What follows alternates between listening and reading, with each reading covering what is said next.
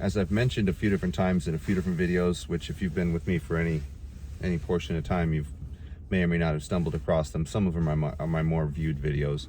I've made mention of how Antiochus Epiphanes, or Epimanes, depending on which source you read from. One means basically the God-man. The other one reads, or the godly, or the God-powered, if you will. And then Epimanes means madman. They both describe the same person, Antiochus IV. He was the son of a man called Antiochus the Great. He was the third, of course, Antiochus the third.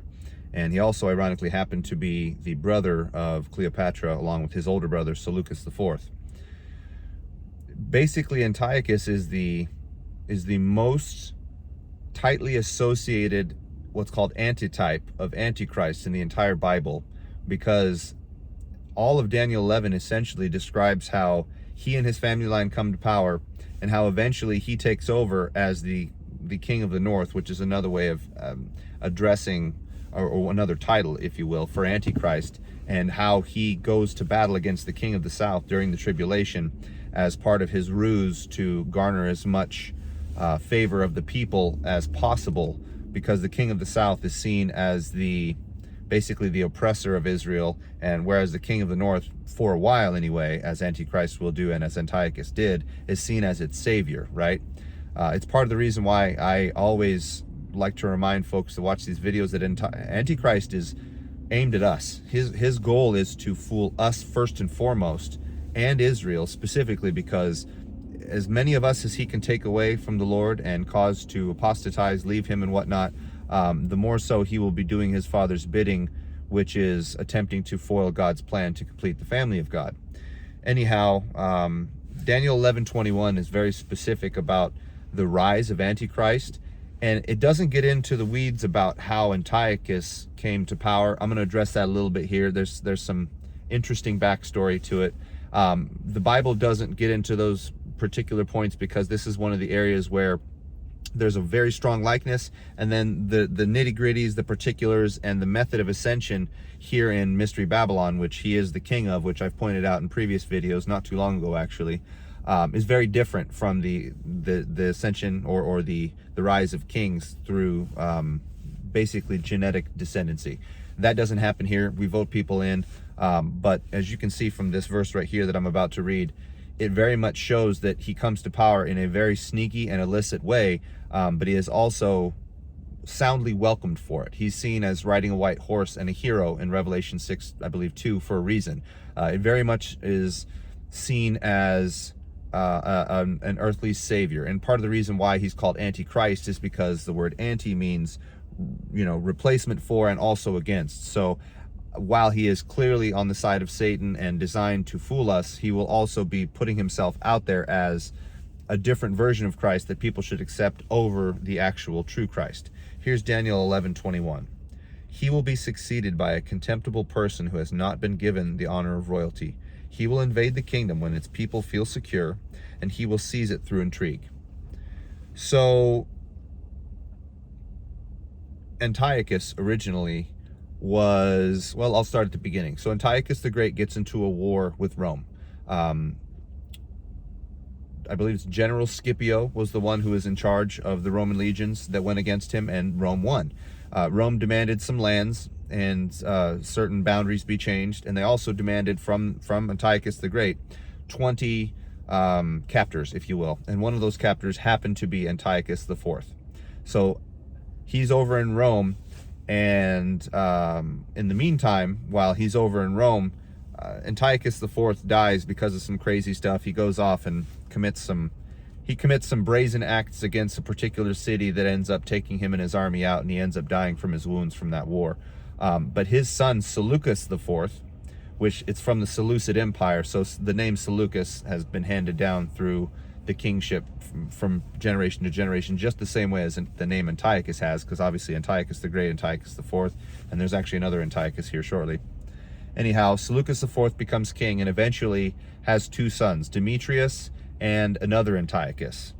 At some point during his reign, he decides to exchange Demetrius. And I'm going off of secular sources, by the way, so this may or may not be 100% true, but it's been verified through a few different places and a few different sources, so I feel fairly confident that this is how it went. Anyhow, Seleucus IV trades Demetrius to Rome to get his brother out of jail. In the meantime, a man named Heliodorus, who is a part of Seleucus IV's inner circle, if you will, basically comes up with a plot and kills Seleucus IV. I'm not sure how that happened. I just know that Heliodorus' name is mentioned repeatedly as having been the guy who made it happen. Heliodorus, I think, was attempting to become king, but he initially sort of failed, but then eventually, the sources say, he landed on the idea of putting Antiochus V, who was Seleucus IV's son, the nephew of Antiochus IV, Antiochus Epiphanes, who would eventually be the antitype to Antichrist. He basically puts the younger son, the brother of Demetrius, as king, but he's technically in control. And then in other sources, the kings of Pergamum, Eumenes and Attalus, basically made sure that Antiochus V, the young one, was made king, as if somehow Heliodorus was trying to take over the kingship. May or may not have happened. This is just what's written. But the kings of Pergamum, according to some sources, got involved and made sure that the young boy was made king. Well, eventually, and the sources are scant on this, but eventually Antiochus IV, who would eventually become the antitype to Antichrist, worms his way into the scene, and essentially, first he adopts his nephew, calls him his son. So Antiochus IV is the father, if you will, adopted father of Antiochus V, who was the king at the time. And eventually they come to share in the kingship, because obviously Antiochus IV is very little. I believe he was 9 years old when he came to power, and what 9-year-old wants to be the king over a nation? Much the same way, ironically, that his sister Cleopatra basically ran Egypt while her child king husband was not really interested in being king. That's a side note. They happen to be brother and sister. That's random. It doesn't have anything to do with the Bible, although Daniel does mention her. Indirectly, it's kind of hard to pick her out, but she's in there. But anyway, that's aside the point.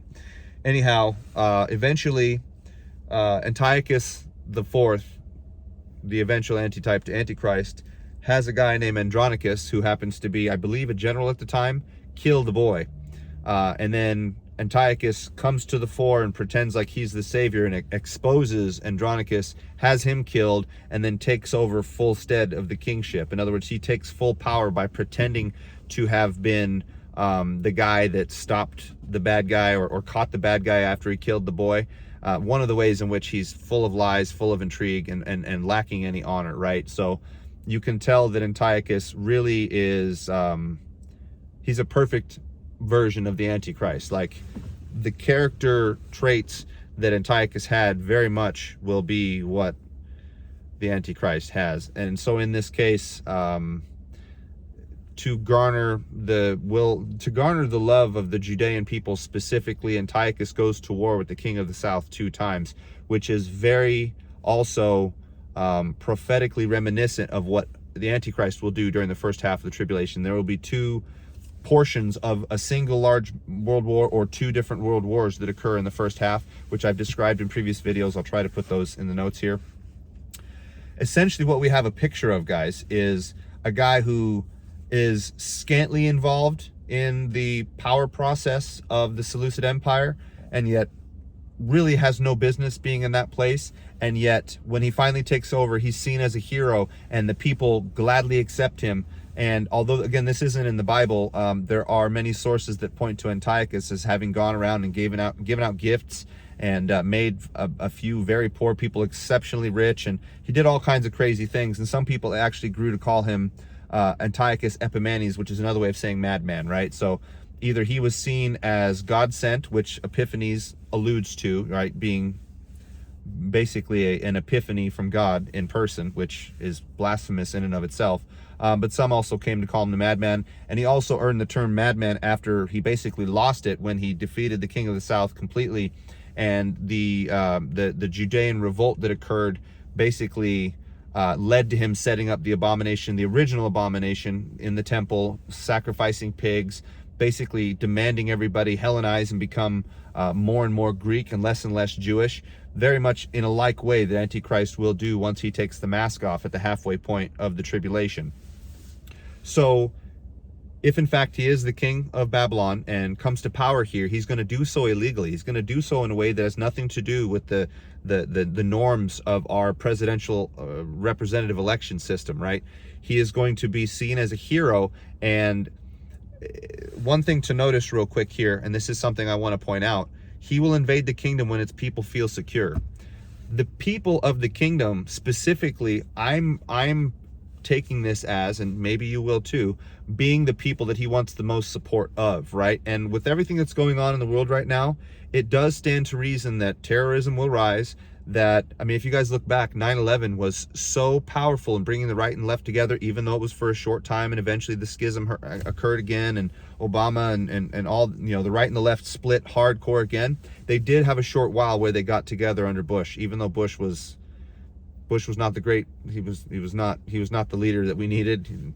That's what they viewed it as, because he was the one who at least seemed to be most likely to be able to fix the problem at hand. Obviously, Antichrist is going to be more convincing by orders of magnitude over any president that we've ever had.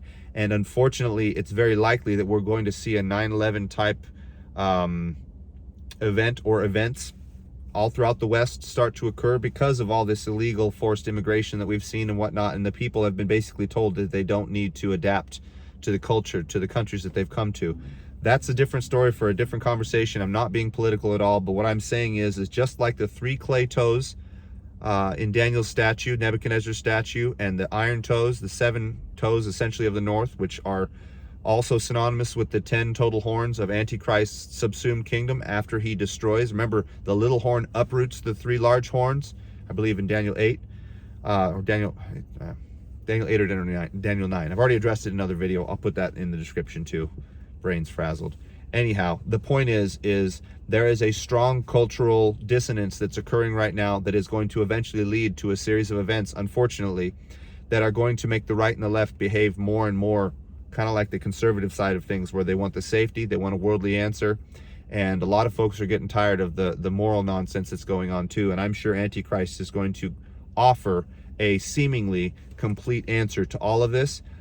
He's going to do so illegally. We're going to love him for it, and we're going to put him in power, and it's game on from then. And then 7-year treaty, and then wars with the king of the south, and we need to be on the watch out. We need to be keeping our eyes open. We need to be ready for somebody who seems to be able to not screw up, somebody who seems to say all the right things, and somebody that perhaps even our own presidency will support. And I don't fully believe, by the way, that the presidency will go anywhere. There's actually signs that the regent in Babylon basically throws off the Antichrist before that 6th bowl judgment occurs and Mystery Babylon is destroyed. I have a feeling that the power structure that exists in the United States will likely stay in place, but it will give itself over to essentially an emperor of sorts. And yeah, it's going to be seemingly out of nowhere and seemingly a perfect answer. So anyhow, I just thought I would share that with you guys. History is an interesting thing because we don't really know exactly how it went. And I think there's a reason why Daniel in the Bible and the Lord through Daniel did not address the particulars of Antiochus's rise, because the truth of the matter is there's strong similarities and there's strong dissimilarities. But what is most important is what was just written in that verse. And I'll read it one more time before we go. He will be succeeded by a contemptible person who has not been given the honor of royalty. He will invade the kingdom when its people feel secure, and he will seize it through intrigue. Like, share, comment, subscribe. Please do let me know what you think, guys. I make these videos so that we can sharpen our awareness and narrow in on the soon to occur tricks that are going to be thrown in our laps, and we're going to have to make a decision. And hopefully, if you're with me, your decision is to trust Jesus Christ and not give in to any of the deceptions of Antichrist, because they will be severe. And much like I've noted in other videos, they will likely involve some technology that is near otherworldly. Anyhow, talk to you soon, guys. I pray for you all. Bless you.